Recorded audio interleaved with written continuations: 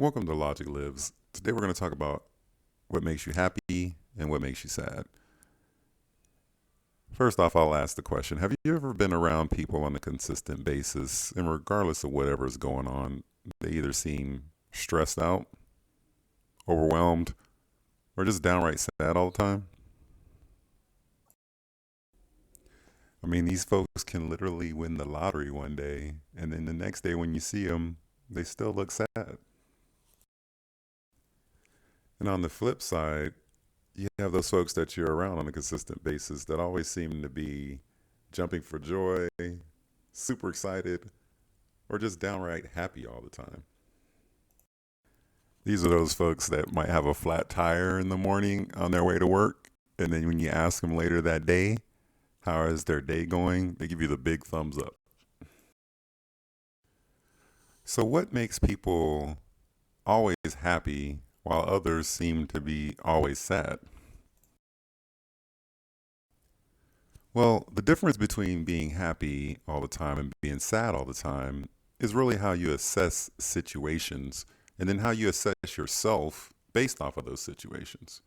For example, if someone was given 100 comments and 99 of them were positive, there are people that will take the one negative comment and assess it as a bad situation and then look at themselves as failures, while there's others that will look at the 99 positive comments, assess that as a great win, and look at themselves as champions. How you assess situations has a huge impact on how you feel about yourself.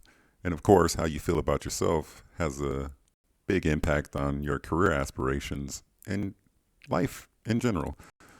So if you're not sure about how you assess situations, let's take a moment to climb inside our own minds and figure it out. All right, when you see this image of this glass with water in it, what was your first thought? Was it half empty or was it half full? If your answer is half empty, you probably see things and assess situations through a negative lens, and these negative thoughts or words may resonate more with you. On the flip side, if you answered half full, you tend to see things or assess situations with a positive lens, and this positive word cluster may resonate more with you. If you're seeing things through a negative lens, you're probably asking, how can you switch and start using a positive one in terms of how you assess things? So let's take a moment to discuss that. Here are a couple things that you can do to change the lens from a negative to a positive one in relationship to how you assess things. So first, take a moment to write down all the great things that you're doing or the great things that are happening around you and review it often. It's amazing how much revisiting the great things will help you when that one thing that's not so great occurs.